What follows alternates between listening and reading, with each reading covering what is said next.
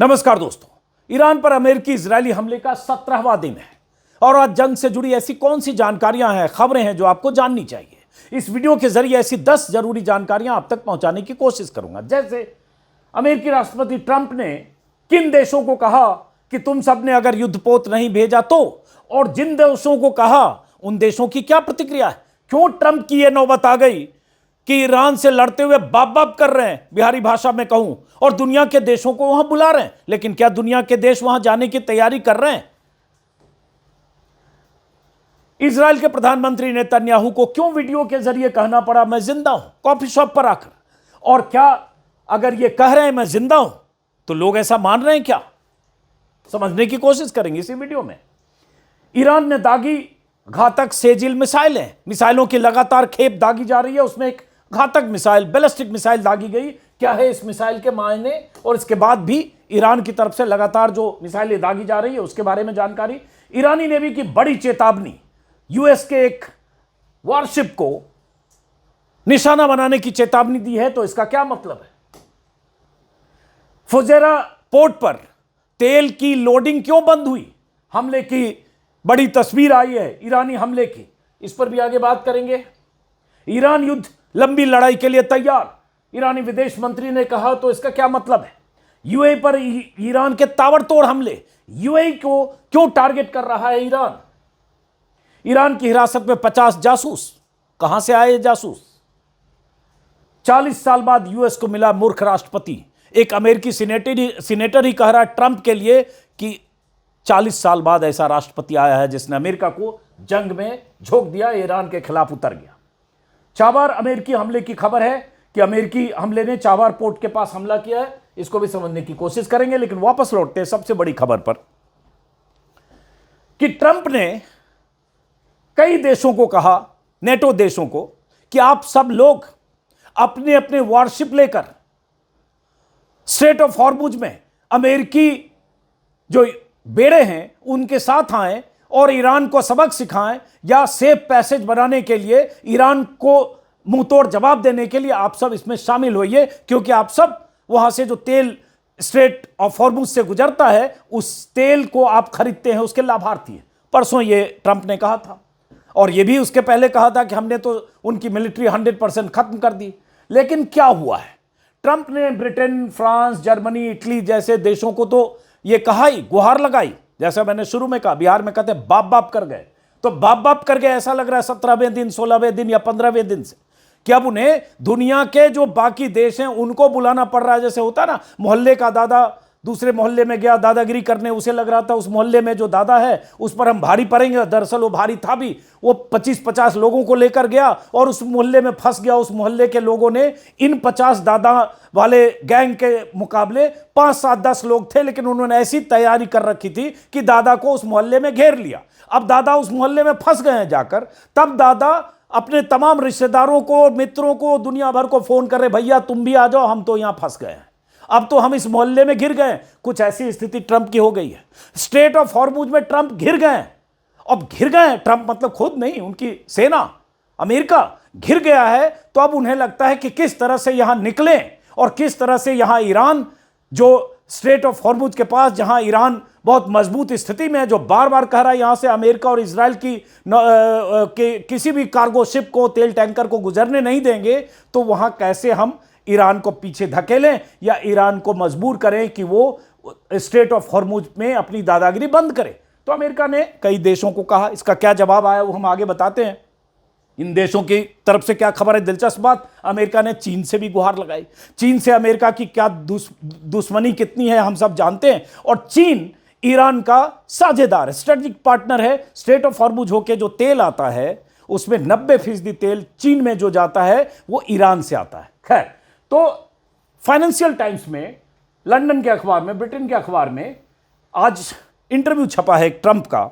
उस इंटरव्यू में अब वो धमकी पर आ गए। पहले तो उन्होंने कहा, जैसे मोहल्ले की दादा की कहानी सुनाई, पहले तो उन्होंने कहा कि आप सब लोग युद्धपोत भेजो अपने, क्योंकि आप सब तेल लेते हो। और जब 48 घंटे में कोई ऐसा रेस्पॉन्स नहीं आया तब अब धमकी दे रहे हैं। नेटो के सबसे बड़े कर्ता धर्ता ट्रंप है, अमेरिका है।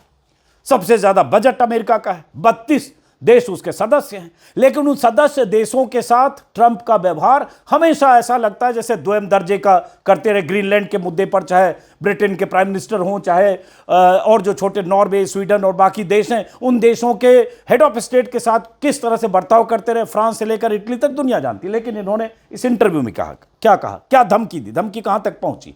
उन्होंने कहा है कि अगर अमेरिका के सहयोगी देश, नेटो देश स्ट्रेट ऑफ हॉर्मुज को फिर से खोलने में मदद नहीं करते हैं तो नेटो का भविष्य बहुत खराब हो सकता है। भैया, आप गए थे सींग लेकर इजराइल के साथ मिलकर वहां लड़ने, मारने, पीटने ईरान को। 28 तारीख को आपने उनके सुप्रीम लीडर को मार दिया, आपने उनकी लीडरशिप खत्म कर दी, आपने इतनी तबाही मचाई कि आप कह रहे हैं कि अब कुछ भी बचा ही नहीं, ईरान तो एकदम पैदल हो चुका, उसके पास कुछ भी नहीं है। और 5-7 दिन से आप कह रहे हैं कि जंग तो फिनिश है, हम तो जीत चुके, हमें किसी की जरूरत नहीं है। 6 दिन पहले आपने ब्रिटिश प्राइम मिनिस्टर को कहा था, जब उधर से खबर आई कि 2 फाइटर जेट वो भेज सकते हैं अमेरिका की मदद के लिए, उन्होंने ना, हमें तुम्हारी जरूरत नहीं है, हम तो ऑलरेडी जंग जीत चुके हैं, ट्रंप साहब ने कहा था। और अब आप सबको कह रहे हो कि भैया सब आओ, और कह रहे हो कि अगर नहीं आए तो अब नेटो की स्थिति खराब होगी, मोहल्ले के दादा की तरह, कि अगर तुम हमारी लड़ाई में साथ नहीं आए तो हम पूरा नेटो खत्म कर देंगे। चूंकि हम खत्म कर देंगे मतलब मैं उससे एग्जिट कर जाऊंगा, या नेटो हमारे बिना उसकी कोई हैसियत नहीं, क्योंकि सबसे ज्यादा फंड नेटो को अमेरिका देता है, अमेरिका के बिना नेटो का कोई मतलब नहीं, भले 32 देश उसके सदस्य हैं। तो ये कहा, इसी में है इंटरव्यू में। क्या देखे ट्रंप चालाकी कर रहे हैं, कह रहे हैं कि जिन्हें इस स्टेट से फायदा होता है उनके लिए जरूरी है कि यह सुनिश्चित करने में मदद करें कि यहां कुछ बुरा ना हो।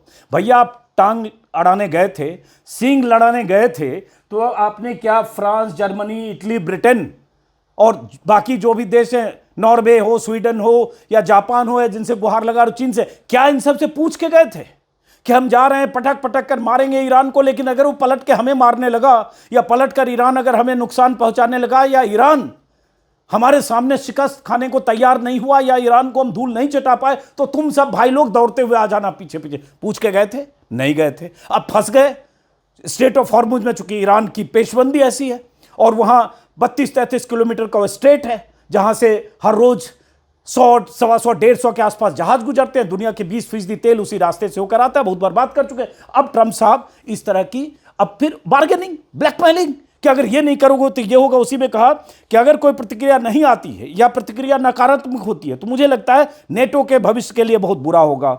यह भी कहा कि इस महीने के अंत तक हम चीन के राष्ट्रपति शी जिनपिंग के साथ होने वाली बैठक को भी अब टाल देंगे। मतलब चीन को भी बार्गेन कर रहे हैं, या चीन को भी एक तरह से करें कि अगर तुम नहीं आए युद्धपोत लेकर, या तुमने मदद नहीं की स्ट्रेट ऑफ हॉर्मुज में रास्ता खाली कराने में, तो हम शी जिनपिंग से मीटिंग को भी टाल देंगे। जैसे शी जिनपिंग इनके कहने से ही दौड़ता दौड़ता वहां आ जाएगा, जैसे शी जिनपिंग ना हो नेतन्याहू हो, कि नेतन्याहू इनके इशारे पर कुछ कर सकते हैं और ये उनके इशारे पर कुछ कर सकते हैं।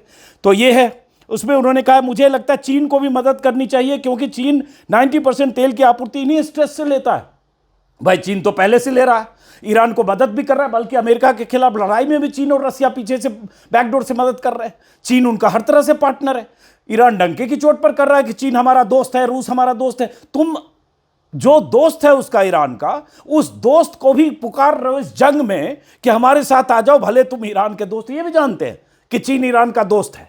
तो ये सब कहा। उसके बाद उन्होंने कहा हम इससे पहले जानना चाहेंगे, 2 हफ्ते लंबा समय है, हम इसे टाल भी सकते हैं। मतलब शी जिनपिंग की मीटिंग के लिए कहा कि हम मीटिंग नहीं करेंगे अगर तुम आओगे नहीं, यहां आओगे नहीं रेस्क्यू करने, मतलब मदद करने या ईरान को सबक सिखाने। इस तरह की बात उन्होंने कहा। हमारे पास एक नेटो नाम की चीज है, हमने इसके साथ व्यवहार अच्छा किया, लेकिन ये किसी भी तरह के एक्शन के लायक नहीं है। यही बात उन्होंने ग्रीनलैंड के समय भी कही थी। भारत, उसके बाद क्या हुआ इस इंटरव्यू के बाद, और दिखाता हूं कौन कौन देश की क्या प्रतिक्रिया है। एक दूसरा इंटरव्यू कुछ देर पहले आया जिसमें उन्होंने कहा सुबह कि उनसे रिपोर्टर ने सवाल पूछा एयरफोर्स 1 में, तो उन्होंने कहा कि आप ये तर्क दे सकते हैं शायद हमें वहां होना ही नहीं चाहिए, क्योंकि हमें उस तेल की जरूरत नहीं है, हमारे पास तेल है, हम दुनिया के नंबर 1 प्रोड्यूसर हैं, तेल के प्रोड्यूसर हैं भी, तो फिर गए क्यों?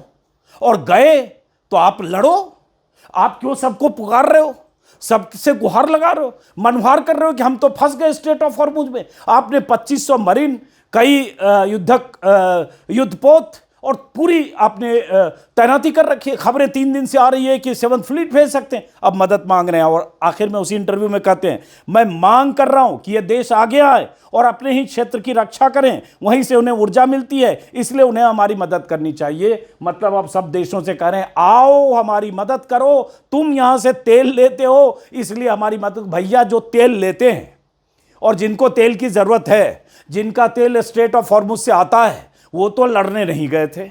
आप कहते हो आप वर्ल्ड के नंबर 1 तेल के उत्पादक हो भी प्रोड्यूसर हो, तो फिर आप वहां गए स्ट्रेट ऑफ हॉर्मुज में या ईरान से लड़ने, क्योंकि आपका इरादा ईरान के तेल भंडार पर था। दुनिया जानती है जैसे वेनेजुएला पर इन्होंने कब्जा किया, और उसी तरह से इनका इरादा था कि ईरान को पटक पटक कर मारेंगे, उनके सुप्रीम लीडर को मार देंगे, पूरी अपनी मिलिट्री पावर का इस्तेमाल करेंगे, वो तो घुटनों के बल आ जाएगा, और किसी ढंग से अपना रिजिम वहां कठपुतली रिजिम बनाएंगे और वहां के तेल भंडार पर कब्जा होगा जैसे 79 क्रांति के पहले था। पिट्ठू वहां का बादशाह जो रेजा पहलवी का बाप, ऐसे ही था अमेरिकी पिट्ठू। 50 के दशक में ऐसे ही तख्ता पलट वहां हुआ था, बाद में 79 में। खैर, अब कौन कौन देश साथ आए, आने की संभावना है। अब जैसे आज द गार्डियन में खबर छपी है जिसमें है कि Trump's call for allied deployment to strait of Hormuz meets muted response. मतलब म्यूटेड रिस्पॉन्स मतलब अच्छा रिस्पॉन्स नहीं मिल रहा है एलाइज से, नेटो के एलाइज से। फ्रांस शामिल होने से इनकार कर रहा है। गार्डियन की खबर जरा मैं आपको बता दूं, फ्रांस इसमें द्वंद्व में भी है, इनकार भी कर रहा है। फ्रांस ने स्पष्ट किया, रक्षा मंत्री ने कहा अभी संघर्ष बढ़ रहा है, इसलिए इस समय जहाज भेजने का कोई सवाल नहीं है। फ्रांस की नीति सिर्फ डिफेंसिव है और फिलहाल फ्रांस अपने प्रमुख विमान वाहक पोत को भूमध्य सागर से हटाने की योजना नहीं बना रहा, लेकिन अभी इस तरह से लड़ाई में शामिल होने की उसकी योजना नहीं है, ये फ्रांस की तरफ से कहा गया है। सिर्फ जहाज़ों को एस्कॉर्ट करने वाला मिशन बताया जिसके लिए इनके दुपोत हैं। खैर, तो फ्रांस की ये स्थिति है और फ्रांस को जलील भी करते रहे हैं ट्रंप पहले भी। ऑस्ट्रेलिया ने कह दिया, भाग लेने से मना किया, स्ट्रेटेजिक पार्टनर है नेटो के, साफ साफ कह दिया। जापान ने भी सेना भेजने का फैसला नहीं किया। जापान की तरफ से खबर आई है कि जापान का जो वहाँ संवैधानिक व्यवस्था है जापान में, उसमें इस तरह से किसी दूसरे देश में कहीं ऐसे युद्धपोत भेज नहीं सकते। खारिज भले नहीं किया है, लेकिन उसका जो संवैधानिक प्रक्रिया है उसके तहत ये उनके लिए बहुत आसान नहीं होगा, इसलिए सावधानी से फैसला लेना होगा, तो जापान ने कहा है। उसके बाद यूके शामिल होने को लेकर हिचकिचाहट है। इतनी बेइज्जती कर चुके हैं ये ब्रिटिश प्राइम मिनिस्टर को। भैया 7 दिन पहले तुमने कहा ब्रिटिश प्राइम मिनिस्टर को कि तुम्हारे जहाज हमें नहीं चाहिए, हम तो जंग जीत चुके, और अब तुम मदद मांग रहे हो, तो वहां इसको लेकर है। दक्षिण कोरिया प्रस्ताव की समीक्षा कर रहा है, खबर आई। चीन सैन्य भागीदारी को खारिज किया, इसमें कोई शक ही नहीं कि चीन वहां जाएगा नहीं। चीन का तो दोस्त है ईरान, ईरान का दोस्त है चीन, और ईरान की लड़ाई में पीछे से स्ट्रेटेजिक सपोर्ट, बहुत तरह के सपोर्ट होते हैं, इंटेलिजेंस के, कुछ हथियारों के भी, सूचनाओं के भी, बहुत तरह के सपोर्ट जो होते हैं मिसाइल सिस्टम को डेवलप करने को, मिसाइल की ट्रैकिंग सिस्टम को लेकर, या अमेरिका के डिफेंस सिस्टम की जानकारी, अमेरिका के मिलिट्री एस्टेब्लिशमेंट के बारे में जानकारी, ताकि टारगेटेड ढंग से वहां उसकी मिसाइल या ड्रोन से हमला हो सके। कह रहे हैं चीन ये कर रहा है, रसिया कर रहा है। रसिया के बारे में तो बहुत खबरें छपे, आप चीन से एक्सपेक्ट करते हो, तो ये अभी स्थिति ट्रंप साहब की है। मतलब मोहल्ले का दादा अपने 150 लोगों के साथ सबसे बड़ा दादा जो मानता है, वो दूसरे के मोहल्ले में जिसको वो कमजोर मानता था, उसके मोहल्ले में चला गया अपना पूरे हथियार के साथ, लाओ लश्कर के साथ। उसके बाद उस मोहल्ले में लोगों ने उसको घेर लिया, उस दादा को। तब वो दादा रेस्क्यू के लिए बाकी दूसरे जगह से लोगों को, दूसरे शहरों के दादाओं को बुलाना चाह रहा है, छोटे बड़े जो भी, आ जाओ भैया हम तो यहां फंस गए। तो ये स्थिति ट्रंप साहब की है। अब उसके बाद आते हैं पुतिन साहब की बात करते हैं, माफ करें नेतन्याहू साहब की। अब ये हुआ कि एक वीडियो नेतन्याहू की तरफ से जारी किया। पहले इस वीडियो को देखिए, आप देखिए और सुनिए पूरी बात। यहां जो लिखा है सुनिए, क्या तुम मेरी उंगलियां गिनना चाहते हो? देख लो, हर हाथ में ठीक ठीक 5-5 उंगलियां हैं। इसको हमने हिंदी तर्जुमा किया है एआई की मदद से। मैं यहाँ खड़ा हूं और कॉफी पी रहा हूं। ये कॉफी इतनी अच्छी है कि इसके लिए तो मरने को भी तैयार हो जाऊं, इतनी अच्छी कॉफी लग रही है। नेतन्याहू साहब को कॉफी शॉप में, अपने देश इजराइल के लिए मैं हमेशा सब कुछ करने को तैयार हूं, जिंदा होने का सबूत देने आए नेतन्याहू। ये उनका वीडियो है। תמשיכו להישמע להוראות פיקוד העורף, כל הזמן להישמע להוראות פיקוד העורף. आप देख सकते हैं, मैं बिल्कुल ये वीडियो इसलिए जारी करना पड़ा नेतन्याहू को, कल उनके ऑफिशियल हैंडल से आया, क्योंकि पिछले 4 दिनों से खबर सोशल मीडिया पर, दुनिया भर के बहुत सारे अखबारों में, वेबसाइट्स में, अलग अलग सोर्सेज से, सही गलत मैं नहीं जानता, खबरें चलने लगी कि नेतन्याहू बुरी तरह से जख्मी हो गए हैं। कुछ जगह आई कि वो जिंदा हैं या नहीं हैं, इस तरह की खबरें चलने लगी। वो खबर कैसे चली? क्योंकि इनका ही एक वीडियो था, वो आगे दिखाता हूं, जिसको एक एआई वीडियो बताते हुए, इनके एक बयान के वीडियो को एआई वीडियो बताते हुए ये दुनिया भर में खबरें चली। तो कल ये जताने और बताने आए नेतन्याहू कि मैं जिंदा हूं, मेरी 5-6 उंगलियां हैं, उंगलियों को गिन लो, और मैं कॉफी पी रहा हूं, और ये सब बहुत अच्छा है, इसी कॉफी के लिए मैं मर भी जाऊं। तो ये और ये भी हुआ कि परसों आईआरजीसी की तरफ से एक धमकी आई, परसों या कल धमकी आई कि हम नेतन्याहू को जहां भी होंगे, हमारे बच्चों के कातिल हैं, चूंकि नेतन्याहू की इजरायली फोर्स, अमेरिकी फोर्स ने वहां ईरान में बमबारी की थी जिसमें 165 बच्चे मारे गए, तो हम अपने बच्चों के कातिल को छोड़ेंगे नहीं, एक धमकी आई आईआरजीसी की तरफ से। तो उसके बाद ये वीडियो आया। अब नेतन्याहू की कहानी देखिए कितना इंटरेस्टिंग हो गया। ये खबरें थी जो दुनिया, मैंने हालांकि इस पर वीडियो नहीं किया 4 दिन से, क्योंकि मुझे लगा कि ये अफवाह है, र्यूमर है, तमाम तरह की, कोई ऑथेंटिक नहीं है, तो मैं इससे परहेज कर गया। लेकिन मैं देख रहा हूं जैसे सब जगह, भारतीय अखबार हो, विदेशी अखबार, is Netanyahu in coma, cover up speculation about Israel PM's health, set social media on fire, who is running the show. ये द मिंट इंडियन अखबार है, ये कोई अखबार है। इसमें is Netanyahu dead, internet claims recent viral video of Israeli PM AI generated as it shows 6 fingers, sets rumour, मतलब 6 उंगलियां दिख रही है वीडियो में। कौन सा वीडियो बताता हूं? स्पेकुलेशन इसमें भी है, नेतन्याहू पॉसिबल डेथ इंजरी। ये तंसीम न्यूज एजेंसी है, ईरानी न्यूज एजेंसी एक्चुअली कहें तो ईरानी मीडिया ने सबसे पहले खबर दी थी 13 तारीख। उसी तरह से टाइम्स ऑफ इंडिया, भारत में भी छपा, नेतन्याहू डेड और alive, rumours after Israeli PM miss security meeting, मतलब एक कोई सिक्योरिटी मीटिंग में शामिल नहीं हुए, और उसके बाद ये खबर उड़ी। ये कोलाज है, ये एनडीटीवी इंडिया में, where is Bibi, 6 fingers video sparks concerns about Netanyahu. ये खबरें दुनिया भर के अखबारों में छपी, वो जिंदा है या नहीं है, तो बताने आए कि वो जिंदा है। लेकिन अब उसके बाद कुछ सवाल फिर सोशल मीडिया में पैदा हुए। אנחנו בימים היסטוריים, ימים שירשמו בתולדות ישראל. ये दिखाता हूं במבצע שאגת הארי, ये कैसे पैदा हुआ, ये खबर हुई कैसे।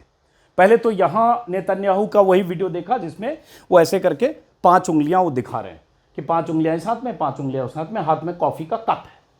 उसके बाद ये खबर ऐसे आई थी। अब उस कप का भी पोस्टमार्टम भाई लोगों ने कर लिया, कि कप जो है कॉफ़ी, उसमें पूरी तरह से कॉफ़ी भरी है, झुकने पे कॉफ़ी गिर नहीं रही है, कुछ ऐसे हलचल नहीं है उसमें, तो इसलिए ये AI जनरेटेड है। और इस तरह से AI जनरेटेड वीडियो के जरिए नेतन्याहू को जिंदा बचाने की कोशिश की गई। लेकिन ये खबर तब ऐसे फैली कि ये एक वीडियो है जो 13 तारीख को नेतन्याहू ने अपने बारे में, जो भी इजरायली स्ट्रेटजी के बारे में ये बताया। अब इस वीडियो में क्या था, ये वीडियो है।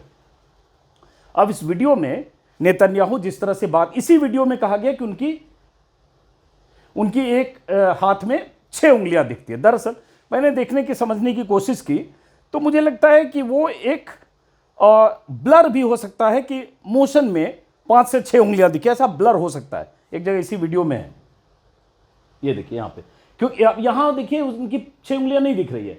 यहां अगर देखिए एक, ये देखिए, लेकिन जब उंगली ऐसे ऐसे करते हैं तब अचानक 6 जैसी दिखती है। अब वो ब्लर है कि अब, लेकिन दूसरी जगह देखेंगे तो 4 दिख रही, 4 इधर, 5, दरअसल 5 यहां 5 ही दिख रही है। लेकिन एक जगह ऐसे जब वो उंगली, ये देखिए यहां भी 5 उंगली दिख रही है, एक जगह 6 उंगली जैसा आया। ऐसा लगता है कि पिक्चर की वजह से ब्लर है, क्या है पता नहीं, लेकिन इसी से पिक्चर ग्रैब करके और उसके बाद ये लगातार चलाया गया सोशल मीडिया पर। खबरें आई कि नेतन्याहू की एक हाथ में 6 उंगलियां कैसे, ये देखिए जैसे है यहाँ पे, उसी जो वीडियो मैंने आपको दिखाया, उसी वीडियो का हिस्सा ग्रैब शॉट है। यहाँ 1 2 3 4 5 6 उंगली दिख रही है। जो वीडियो में अगर देखें तो दोनों पक्ष है, दोनों लॉजिक दे सकते हैं, कई जगह नहीं भी दिख रही है। लेकिन इस तरह से खबरें चलने लगी कि नेतन्याहू AI जनरेटेड है, क्योंकि उनको 6 उंगली नहीं है, 5 उंगली वाले नेतन्याहू की 6 उंगली क्यों, तो ये सब चला। तो नेतन्याहू आए, उसके बाद अब जो है दूसरी कहानी फिर चलने लगी। जब कॉफ़ी का उन्होंने ये शो किया तो फिर आया कि इसमें जो है कॉफ़ी जब वो पी रहे हैं तो कॉफ़ी टपक नहीं रही है, या कॉफ़ी गिर नहीं रही है, या कॉफ़ी हिल रही है, लेकिन वो मतलब जो भी कप कॉफ़ी और उसको देखकर फिर लोगों ने पोस्टमार्टम कर दिया कि ये वीडियो भी, जो वीडियो उन्होंने जारी किया है, ये वीडियो भी एआई वीडियो। अब हुआ क्या कि न्यूज़ 24 पे अभी देख रहा हूँ, ग्रॉक से लोग पूछ रहे हैं, जो एक्स का जो एआई है, ग्रॉक से लोग पूछ रहे हैं कि क्या ये वीडियो नेतन्याहू ने जो अपने होने के सबूत के तौर पर जारी किया, क्या ये भी फेक है, क्या ये एआई है? तो ग्रॉक भी कुछ ऐसी बात कर रहा है, it's AI generated, this is a deep fake of Benjamin Netanyahu casually in A coffee shop talking about Lebanon operation and protected areas while shipping coffee. Nothing like this real event exist. मतलब Grok ने भी कुछ ऐसा बता दिया। अब इस पर फिर कहानी चल रही है, तो इसके बाद फिर कहानी चलने लगी सोशल मीडिया पर, आज चल रही है लगातार कि क्या वो जो है वो भी फेक वीडियो है, एआई है। अब ये देखिए, ये लोग दिखा रहे हैं एआई से बनाकर उसी तरह का वीडियो उसी कॉफी शॉप पर, मैक्रो हैं, ये उसी कॉफी शॉप पर कॉफी पी रहे हैं एआई का कमाल दिखाने के लिए कि भाई एआई में ये सब किया जा सकता है। और तरह तरह के मीम बन रहे हैं, जैसे ये मीम अभी बहुत चर्चा में है, देखिए फिर से देखिए, नेतन्याहू हैं, मास्क उतरा, के एक्टर निकल रहे हैं, वो फ्रांस के हेड ऑफ स्टेट हैं। तो ये वीडियो फिर वायरल हो रहा है दिखाने के लिए, बहुत सारे सोशल मीडिया पर लोग क्लेम कर रहे हैं कि वो वीडियो जो अभी नेतन्याहू ने जारी किया वो भी एआई के जरिए फेक बनाया गया। हालांकि बड़े तमाम अखबारों में फैक्ट चेक करके यही कहा जा रहा है कि नेतन्याहू जिंदा हैं और जिस वीडियो को कल उन्होंने जारी किया वो सही वीडियो है। पहले भी जिस वीडियो के आधार पर 13 मार्च के वीडियो के आधार पर कहा गया कि उनके एक हाथ में 6 उंगलियां हैं, उस वीडियो में भी कई जगह 5 उंगलियां दिख रही है, एक उंगली मूवमेंट में ब्लर में, कहीं कैमरा ब्लर की वजह से ऐसा कैप्चर हुआ, ऐसा बहुत सारे लोगों का कहना है। अब आते हैं वो खबर जो मैंने बताया, ईरानी नेवी की बड़ी चेतावनी। ईरान डटकर खड़ा है अमेरिका के सामने, भले उसकी ताकत अमेरिका ने कितनी कमजोर कर दी हो, ट्रंप ने बड़े बड़े दावे करके कि हमने तो मिट्टी पलीद कर दी, मिट्टी में मिला दिया, 100% डेसिमेट कर दिया, पूरी तरह से तबाह कर दिया, कुछ भी बचा नहीं। लेकिन अमेरिकी नेवी ने कहा है कि लाल सागर में मौजूद अमेरिकी जहाज US Gerald R Ford Iran के लिए खतरा है। इस जहाज को लाल सागर में सहायता देने वाले सभी ठिकाने और केंद्र अब ईरानी सेना के संभावित निशाने पर होंगे। और ये जिस जहाज के लिए कहा गया है उसकी तस्वीर मैंने यहाँ जानबूझकर पोस्ट की है। ये यूएस का युद्धपोत है। यूएस के पास ऐसे ऐसे युद्धपोत हैं जहां एक साथ उसके डेक पर 25, 50, 100 जहाज जहां से टेक ऑफ कर सकते हैं, लैंड हो सकते हैं उस पर, और उसके बाद दुनिया भर की बाकी जो उनके साथ जो स्ट्रैटेजिक पॉइंट ऑफ व्यू से जो ज़रूरी चीज़ें हों। तो ये जो यूएस गेराल्ड फोर्ड को लेकर चेतावनी दी है, ईरान ने कहा है कि अगर अमेरिकी करियर स्ट्राइक ग्रुप फारस की खाड़ी या हॉर्मुज के पास युद्ध में सक्रिय भूमिका निभाता है तो वह टारगेट बन सकता है। और ईरानी कमांडर ने यह भी कहा कि उनकी मिसाइल, ड्रोन और स्पीड बोट्स ऐसे बड़े जहाज़ों को निशाना बनाने की क्षमता रखती हैं। यह भी कहा है कि एंटी शिप बैलिस्टिक मिसाइल और बोट ऐसे उस पर नज़र रखती है। और उसके बाद ये आपको पता होगा जो ईरान की तरफ से दावा किया जा रहा है कि उनका जो युद्धपोत है अब्राहम लिंकन, उस पर हमला किया गया, टारगेट किया गया, उसको कुछ नुकसान पहुंचा। ईरान का दावा है कि उसे इसलिए बहुत दूर 1000 या 1500 किलोमीटर दूर या 400 किलोमीटर दूर, तरह तरह के आंकड़े कहीं शिफ्ट किया गया क्योंकि उसको नुकसान पहुंचा। लेकिन फिलहाल ये एक बड़ी धमकी दी है कि अगर लाल सागर से हमारे किसी ठिकाने को यूएसएस गेराल्ड फोर्ड निशाना बनाता है तो उसको हम भी टारगेट करेंगे, हम सक्षम। उसके बाद ईरानी हमले के बाद यूएई के सबसे बड़े तेल एक्सपोर्ट हब है जो फुजैरा, कल परसों की वीडियो में भी आपको दिखाया था, फुजैरा पोर्ट पर ज़बरदस्त हमला हुआ है। अब ये हमले का आज वीडियो आया है, कुछ सेकंड का, देखिए आप एक बार फिर से देखिए, देखते हैं इसमें ऑडियो। ये धुआं गुबार पूरा, और ये फुजैरा पोर्ट जो है ये बहुत इम्पॉर्टेंट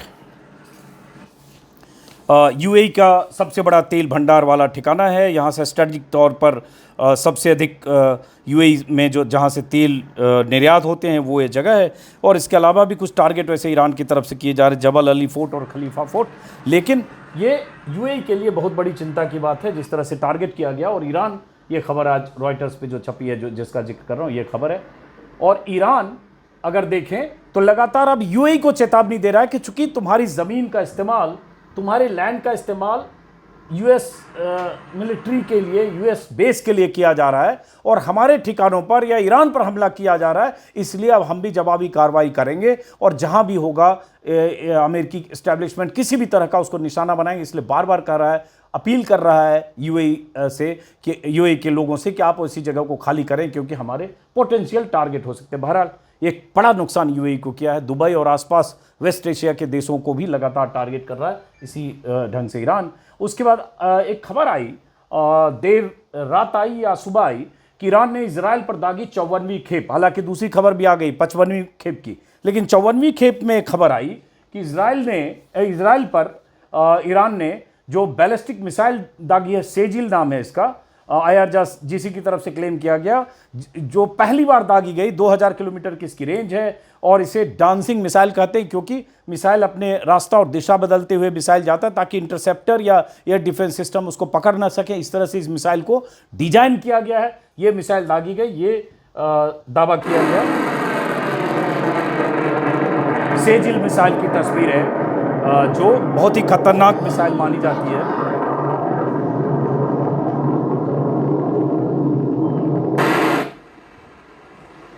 ये सेजिल की तस्वीर है। इसमें कहा जा रहा है कि 2000 से 2500 किलोमीटर तक इसकी मारक क्षमता है। पूरा इजराइल, यूएई, सऊदी अरब, तुर्की का बड़ा हिस्सा, ये सब उसके जो मारक रेंज है उसमें है। और ये ध्वनि की गति, साउंड की गति से, स्पीड से 12 से 14 गुना ज़्यादा तेज चलता है। सॉलिड फ्यूल पर चलता है, बहुत ताकतवर होता है। मल्टीपल वार हेड होते हैं, बीच में ईंधन की ज़रूरत नहीं होती है। कहीं से भी मोबाइल लॉन्चर से इसे दागी जा सकती है। ये एक बड़ी खबर है। इसके अलावा ये भी आई कि 55वीं खेप दागी है, जिसमें कई मिसाइलों का फिर नाम है। हर बार ईरान की तरफ से उन मिसाइलों के नाम दिए जाते हैं। जैसे कहा जा रहा है, ईरान की तरफ से कहा गया, IRGC की तरफ से ऑपरेशन ट्रू प्रॉमिस 4 की 55वीं लहर का इस्तेमाल किया गया, दागी गई ये मिसाइलें, जिसमें हाइपरसोनिक मिसाइलें फतेह, हमाद और कद्र, और इसे विनाशकारी ड्रोन बताया गया है जो अमेरिकी ठिकानों अल धफरा एयरबेस, जुफैर नेवल बेस और शेख ईसा एयरबेस को भी मध्यम दूरी की ठोस ईंधन वाली मिसाइलों के साथ सफलतापूर्वक निशाना बनाया गया। ये ईरान की तरफ से दावा किया गया। उसके बाद जब तक ज़रूरत होगी तब तक जंग लड़ेंगे। ये अरागची जो विदेश मंत्री हैं ईरान के, जो एक तरह से कहें तो बाहर की दुनिया के लिए ईरान की तरफ से वही नुमाइंदगी करते हैं। उन्हीं के बयान, इंटरव्यू अलग अलग चैनल पर देखते होंगे। उन्होंने एक चैनल को, NBC को, शायद NBC को या किस चैनल को इंटरव्यू देकर उन्होंने कहा है ईरान युद्ध में लंबी लड़ाई के लिए तैयार है। यह अमेरिका इजराइल का चुना हुआ युद्ध है। ईरान ने कभी सीज फायर की मांग नहीं की। बहुत इंपॉर्टेंट बात की, क्योंकि ट्रंप की तरफ से अचानक खबर प्लांट होने लगी कल से कि ईरान हमसे डील चाहता है, मतलब सीज फायर चाहता है, लेकिन हमारे मन लायक डील नहीं है, इसलिए हम वो डील के लिए ईरान को ऑफर नहीं दे रहे हैं या उसके डील को एक्सेप्ट नहीं कर रहे हैं। तो अरागची ने खंडन किया कि हमने कोई ऐसी डील या सीज फायर की मांग नहीं की है। बमबारी और बातचीत साथ नहीं हो सकती। यूएस का सीधे जंग में कूदना, पूरे इलाके में संघर्ष इससे बढ़ रहा है। ईरान पर हमला हुआ तो बचाव का हमें अधिकार है। हमले के बाद दबे यूरेनियम निकालने का प्लान नहीं, इस तरह से अरागची ने कहा। हालांकि इंटरव्यू बहुत लंबा है और भी बहुत सारी बातें कही है, लेकिन ये कि हम किसी भी सूरत में तब तक लड़ेंगे जब तक जरूरत होगी, हम पीछे हटने वाले नहीं हैं। एक ये इंटरव्यू के हवाले से है। उसके बाद यूएई पर ताबड़तोड़ हमला, जो पहले भी मैंने बताया, यूएई के डिफेंस मिनिस्टर ने ड्रोन और मिसाइल हमले की जानकारी दी है। एयर डिफेंस सिस्टम हमले करने में, नाकाम करने में जुटा है। ये रॉयटर के हवाले से खबर आई, क्योंकि ये भी सही है कि जितने हमले हो रहे हैं उनमें से 90% या उससे ज़्यादा हमले को जो एयर डिफेंस सिस्टम है उसको रोक भी रहा है। अदरवाइज इतनी मिसाइलें अगर उड़ रही है ईरान से, दागी जा रही है और अलग अलग इलाकों में टारगेट को हिट करती सारी मिसाइलें, तो तबाही का मंजर कुछ और होता। तो यही दावा किया जा रहा है कि 90%, 95% हो सकता है ज़्यादा मिसाइलें इंटरसेप्ट की जा रही है। तो जहां इंटरसेप्ट की जाती है, एयर डिफेंस सिस्टम उनको काउंटर करता है, वो मिसाइलें आसमान में ही फूटती है और गिरते गिरते डिफ्यूज होती है। तो कई बार उस गिरने की, मिसाइल के या ड्रोन के गिरने की तस्वीरें भी विस्फोटक या बहुत विनाशकारी दिखती है। तो ये दावा किया गया है डिफेंस सिस्टम की तरफ से। उसके बाद ईरान की हिरासत में 500 जासूस, अहमद रजा पुलिस प्रमुख हैं, ब्रिगेडियर जनरल, उन्होंने कहा अमेरिका इजराइल युद्ध के दौरान दुश्मनों को जानकारी देने के आरोप में 500 लोगों को हमने गिरफ्तार किया। 200 लोगों पर बहुत गंभीर मामले हैं। ये लोग हमले वाली जगहों की वीडियो फोटो लेकर उन्हें भेज रहे थे, कुछ ग्रुप के साथ मिलकर काम कर रहे थे। ये इनकी तरफ से दावा किया गया पुलिस प्रमुख की तरफ से। उसके बाद अमेरिकी सीनेटर क्रिस वैन होलेन ने कहा है कि ट्रंप और उनके डिफेंस मिनिस्टर को पता नहीं कि वो युद्ध क्यों लड़ रहे हैं। एक बहुत ही तल्ख में देख रहा था, इनका बयान है, मैं बताता हूं जो उनका डिटेल में उन्होंने कहा है। एक सेकंड। और अमेरिका में बहुत विरोध हो रहा है, ऐसे भी अगर देखें तो ट्रंप के उस तरीके का या ट्रंप के रवैये का, और जिस तरह से ट्रंप ने ईरान को टारगेट किया और अमेरिका को जाकर फंसा दिया। तो सीनेटर का इंटरव्यू अल जजीरा पर है, जिसमें उन्होंने कहा है कि एक ऐसी जंग है जो अमेरिका उसके सहयोगियों को पहले से ज़्यादा सुरक्षित बना रही है। हम लगातार बदलते हुए तर्क देख रहे हैं, लेकिन इस जंग का कोई साफ अंत नहीं दिखाई देता। बिना समझे बूझे हमने पेंडोरा बॉक्स खोल दिया। हमें नहीं पता कि इसका नतीजा क्या निकलेगा। हमारे 7 सैनिक मारे जा चुके हैं, कई घायल हुए हैं, ईरान के नागरिक मारे गए, स्कूल की लड़कियां मारी गई। हमारे पास ऐसा राष्ट्रपति है जिसे पता नहीं कि यह जंग किस दिशा में जा रही है। फिर ऐसा रक्षा मंत्री है जिसे नहीं पता कि वह क्या कर रहा है। ये इन्होंने कहा है। साथ में इन्होंने ये भी कहा है कि चुनाव के प्रचार के दौरान ट्रंप ने वादा किया था कि अमेरिका को विदेशी युद्धों, खासकर मिडिल ईस्ट के युद्धों से दूर रखेंगे। हम जानते हैं इराक वार में क्या हुआ, अमेरिका वहाँ फंस गया, लंबे समय तक वहाँ रहा। मेरे विचार से अमेरिका का कोई फायदा नहीं हुआ। ट्रंप ने हमें फिर वहीं धकेल दिया है। उसके अलावा बहुत अहम बात इन्होंने कही, इन्होंने कहा कि अभी कुछ देर पहले बेंजामिन नेतन्याहू कह रहे थे कि वो इस पल का 40 साल से इंतजार कर रहे थे, और आखिरकार उसी को इंटरप्रेट किया, आखिरकार 40 साल बाद ऐसा अमेरिकी राष्ट्रपति मिल गया जो इतना लापरवाह और मूर्ख था कि यह कदम उठा लिया। तो ये कह रहे हैं कि 40 साल से इजराइल इंतजार कर रहा था कि कोई ऐसा पागल मूर्ख सरफिरा राष्ट्रपति आए और उसके कहे के मुताबिक या उसके सुझाव के मुताबिक या उसकी ज़रूरत के मुताबिक इजराइल पर अपना हमलावर रुख अख्तियार करते हुए चढ़ाई कर दे, और वही हुआ। इसलिए इनका ये बयान है। उसके अलावा हमने दुश्मनों के 200 ठिकानों पर हमले किए। ये ईरान की तरफ से दावा किया गया है कि दुश्मनों के 200 स्ट्रेटजिक जो पॉइंट्स हैं, टारगेट्स हैं, उनको हमने हमला किया है। 4 थर्ड मिसाइल डिफेंस सिस्टम को नष्ट किया। दुश्मनों को हर रोज़ 1.5 बिलियन रोज़ का नुकसान हो रहा है। 18 जहाज़ों और तेल टैंकरों को निशाना बनाया गया। ईरान की तरफ से कहा गया, ईरान के बाद क्यूबा पर एक्शन लेंगे ट्रंप। कि ट्रंप का सरफरापन अब नेक्स्ट टारगेट है। पहले वेनेजुएला था, उसके बाद ईरान है, उसके पहले ग्रीनलैंड था, अब क्यूबा की बात करें। लेकिन अब विषय से बाहर जाएगा, इसलिए हम अब इस वीडियो को लंबा भी हो रहा है, हम ख़त्म करते हैं, वापस आते हैं पहले फ्रेम पर कि ट्रंप की दादागिरी। मतलब ट्रंप को भी पहली बार ऐसा पाला पड़ा है अमेरिका को, ऐसे मुल्क से जो साइज में, पावर में अमेरिका के मुकाबले छोटा है। मिलिट्री पावर में तो अमेरिका के मुकाबले ईरान कहीं नहीं कह सकते, उनके पास 3000 5000 जो भी मिसाइलें हैं। लेकिन अमेरिका के पास जिस तरह की एयर पावर है, जिस तरह की नेवल पावर है, जिस तरह के हथियार हैं, उसके मुकाबले ईरान के पास कुछ नहीं है। ईरान की नेवी और ईरान का एयरफोर्स कहीं नहीं टिकता अमेरिका के सामने।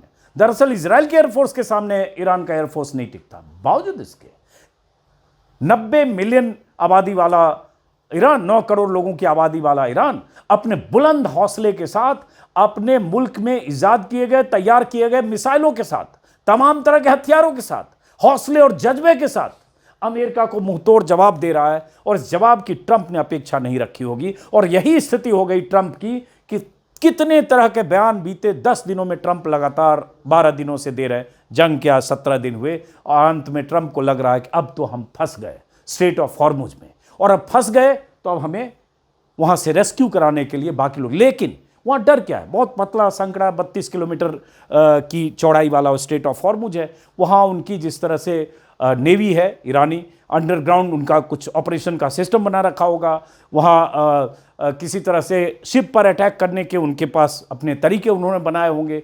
अंडरग्राउंड नेवल माइंस हैं, बहुत तरह की ऐसी तैयारी मिसाइल से लेकर माइंस की होगी ईरान की, क्योंकि ईरान को ये 20 साल 10 साल 15 साल से पता होगा कि वो ये दिन कभी आ सकता है।